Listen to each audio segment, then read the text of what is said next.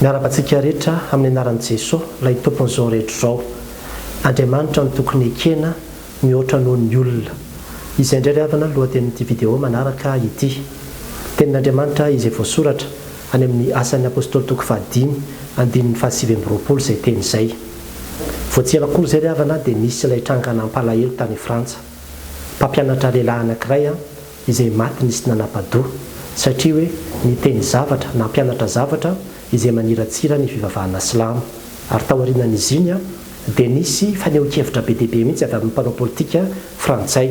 Anisan'izany ohatra ilay mpanao politika vehivavy anankiray izay nilaza marimarina mihitsy ny amin'ny hoe raha eto amin'ny repoblikan'ny frantsay ozy izy dia ny lalam-panorenana no ambony noho ny baiboly sy ny coran ary izay mety ho karazana fivavahana rehetrarehetra.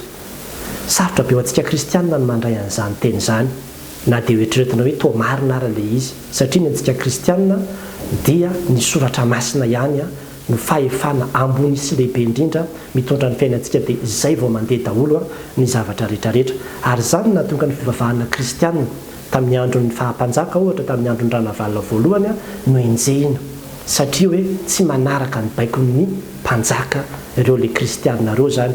Mpanjaka izay ny baikony amin'ny hoe tsy mahazo atao no mivavaka, tsy azo atao no manao patisa, tsy azo atao no mivorivory, tsy azo atao no mamaky baiboly. Nefa zany rehetrarehetra zany dia amin'ny kristianina zavatra tsy azo eritreretina mihitsy ny tsy hanaovana azy, satria Andriamanitra no tokony ekena ny antsika mihoatra noho ny olona. Malaza ho fivavahana mahery sata ny fivavahana kristianina, ary ny kristianina dia tena manana an'izany foto-kevitra zany mihitsy hoe ny maha-kristianina aloha izay vao ny maha-olom-pirenena. Izany ohatra andravana dia te hitarika ny saintsika, satria be dia be mihitsy ao anatin'ny soratra masina ny teny maneho an'izany. Ohatra zao any amin'ny Exodus toko voalohany andininy 5:12 hatramin'ny andininy 2:20 zao dia nanome baiko mihitsy Farao. Farao zany dia mpanjakan'ny Egypta ary nanana ny fahefana zany nanome baiko mihitsy izy ny mpampivelona tamin'izany fotoana izany hoe raha misy Hebreo zany ka teraka ny vehivavy ka lehilahy dia tonga dia vonoy, fa raha vehivavy no velominy. Kanefa dia tsy nanaraka an'izany baiko izany ny mpampivelona, satria ambaran'ny tenin'Andriamanitra hoe natahotra an'Andriamanitra ny mpampivelona.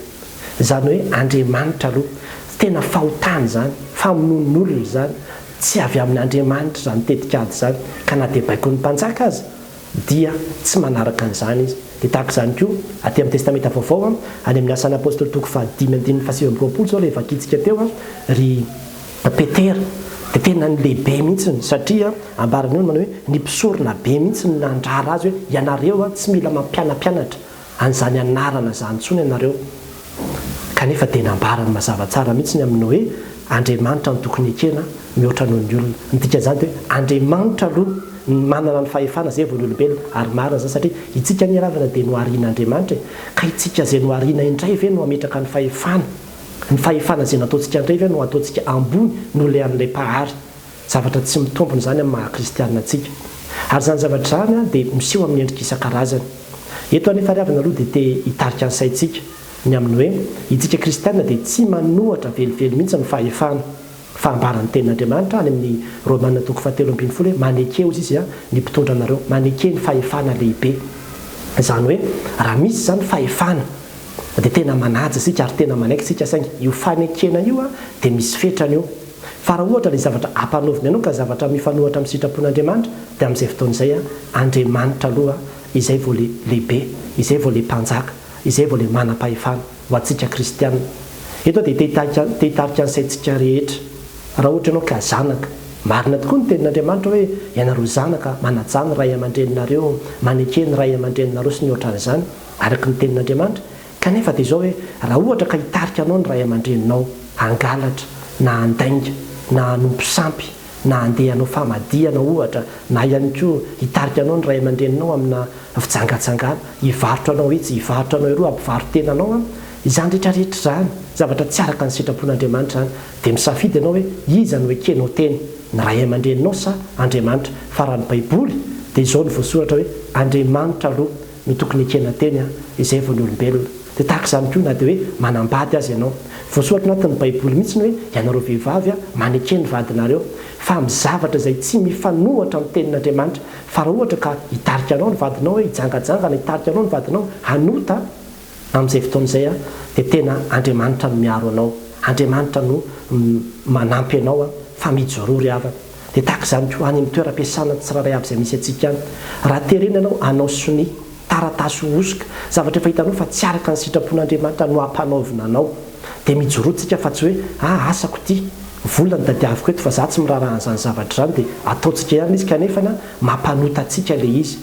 Andriamanitra no tokony ekena mihoatra noho ny olona, ary raha terena azy ianao ny amin'ny hoe hanao soni taratasy osoka ilaozany seza fahaza matahotra, andriamanitra ny miaro anao. Ary rehefa jerevantsika ilay tantarany amin'ny Exodosy toko voalohany izay niraisiko teo zao ohatra ny amin'ny roa lepampy velona, dia ambaro mihitsy ny amin'ny hoe ary andriamanitra dia nanisy sozy izy ireo pampy velona satria natahotra ny Jehova, natahotra an'andriamanitra izy, no asian'andriamanitra soa satria natahotra an'andriamanitra izy. Ny olona matahotra an'andriamanitra ry havana dia misy foana ny valosoa izay omen'andriamanitra azy, ary hitan'andriamanitra ny fijoroanao. Tena fotoana zao ilaina kristianina tena mijoro amin'ny maha-kristianina azy marina, ka tsy ahilingilin'izay karazana lalàna sy fampitahorana sy zavatra samihafa izay ataon'izao tontolo izao, fa mijorontsika ny amin'ny hoe izao ny ambaran'ny tenin'andriamanitra dia izay no ambaranay. Raha rarany ianao tsy hanambarany anaran'i Jesosy Kristy dia aza mangina, satria izany ny ambaran'ny Petera teo amin'ny hoe andriamanitra ny tokony ekena mihoatra noho ny olona. Torio hatrany ny filazantsara, ambarao hatrany ny marina, hijoroa ny fahamarinana fa andriamanitra no manandratra antsika, andriamanitra no miaro antsika ao anatin'izany rehetrarehetra izany. Ary ny tena valim-pity lehibe ho antsika dia ilay fiainana mandrakizay. Ary moa tsy izany hoe nambaran'i Jesosy Kristy sambatra anareo izy izy raha aratsiany olona sy enjehan'ny olona noho ny amiko mifanisy miravoravo fa lehibe ny valim-pity anareo izy izy any an-danitra. Fa tahaka izany ihany izy nahazo ny mpaminany sy izay rehetrarehetra talohanareo. Dia izany mihitsiny ny maha-kristiananao rehefa tena hijoroanao dia tsy moramora izany ry havana, kanefa dia aitsika tsara ilay tena hoe sambatra izay enjehina noho ny fahamarinana. Aza matahotra mijoroa fa mitady olona Andriamanitra, olona tena vonona anaiky azy mihoatra noho ny zavatra rehetra mba ahatanteraka tokoa ny sitrapon'Andriamanitra etỳ an-tany tahaka ny any an-danitra. Ho an'Andriamanitra rehetra ny voninahitra. Amen.